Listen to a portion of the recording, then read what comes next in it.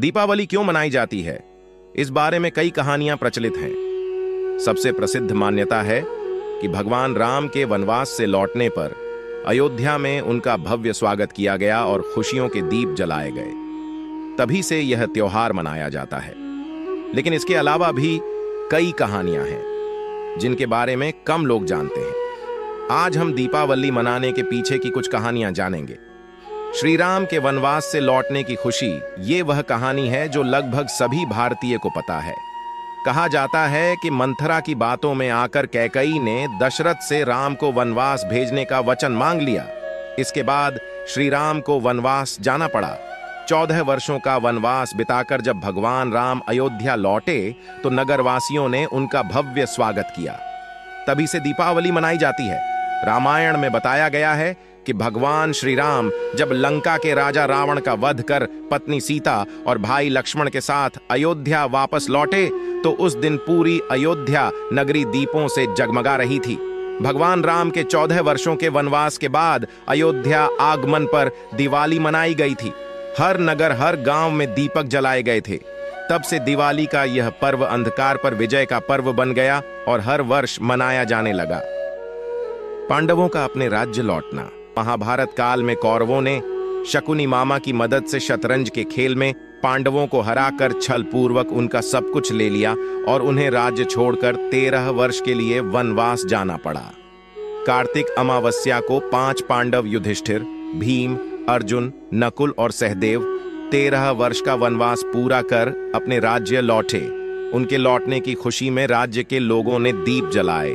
माना जाता है कि तभी से कार्तिक अमावस्या को दीपावली मनाई जाती है।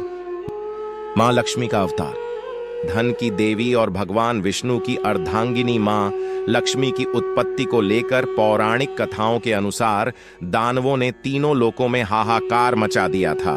कालांतर में तीनों लोकों में दानवों का अत्याचार बढ़ने लगा और उनका तीनों लोकों में आधिपत्य हो गया। इसके चलते राजा इंद्र का सिंहासन भी छिन गया। इसके बाद घबराए देवतागण भगवान विष्णु की शरण में पहुंचे। इस पर भगवान ने उन्हें समुद्र मंथन करने की सलाह दी और समुद्र मंथन से निकलने वाले अमृत को पीने को कहा। इससे देवता अमर हो जाएंगे और वे दानवों को हराने में सफल होंगे। भगवान विष्णु के कहने पर क्षीर सागर में समुद्र मंथन किया गया। इसमें 14 रत्नों के साथ ही अमृत और विष भी निकला। समुद्र मंथन के दौरान ही मां लक्ष्मी की भी उत्पत्ति हुई थी, जिसे भगवान विष्णु द्वारा अपनी अर्धांगिनी के रूप में धारण किया गया। दीपावली का त्योहार हिंदी कैलेंडर के अनुसार कार्तिक महीने की अमावस्या को मनाया जाता है। कहा जाता है कि इसी दिन समुद्र मंथन के दौरान मां लक्ष्मी जी ने अवतार लिया था। मां लक्ष्मी को धन और समृद्धि की देवी माना जाता है। इसलिए हर घर में दीप जलने के साथ साथ हम माता लक्ष्मी जी की पूजा भी करते हैं। नरकासुर का वध। प्रागज्योतिषपुर नगर का राजा नरकासुर नामक दैत्य था। जब भगवान विष्णु वराह के रूप में उत्पन्न हुए थे तब उनके स्पर्श के कारण वह पृथ्वी के गर्भ से उत्पन्न हुआ था। उसने अपनी शक्ति से इंद्र, वरुण, अग्नि, वायु आदि सभी देवताओं को परेशान कर दिया। वह संतों को भी त्रास देने लगा, महिलाओं पर अत्याचार करने लगा। उसने संतों आदि की 16,000 स्त्रियों को भी बंदी बना लिया। जब उसका अत्याचार बहुत बढ़ गया तो देवता भगवान श्री कृष्ण की शरण में गए। लेकिन नरकासुर को स्त्री के हाथों मरने का श्राप था, इसलिए भगवान श्री कृष्ण ने अपनी पत्नी सत्यभामा को सारथी बनाया। इंद्र की प्रार्थना स्वीकार करके श्री कृष्ण अपनी प्रिय पत्नी सत्यभामा को साथ लेकर गरुड़ पर सवार हो प्रागज्योतिषपुर पहुंचे। वहां पहुंचकर भगवान कृष्ण ने अपनी पत्नी सत्यभामा की सहायता से सबसे पहले मुरदैत्य सहित मुरकेच्छ पुत्र ताम्र, अंतरिक्ष, श्रवण, विभावसु, नभश्वान और अरुण का संहार किया। मुरदैत्य के वध हो जाने का समाचार सुन नरकासुर अपने अनेक सेनापतियों और दैत्यों की सेना को साथ लेकर युद्ध के लिए निकला।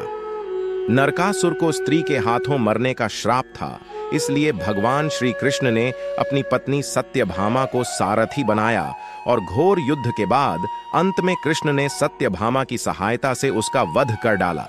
इस प्रकार श्री कृष्ण ने कार्तिक मास के कृष्ण पक्ष की चतुर्दशी को नरकासुर का वध कर देवताओं व संतों को आतंक से मुक्ति दिलाई।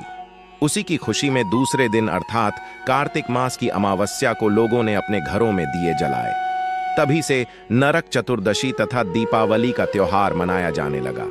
तो ये थीं दिवाली मनाने के पीछे की कुछ दिलचस्प कहानियां।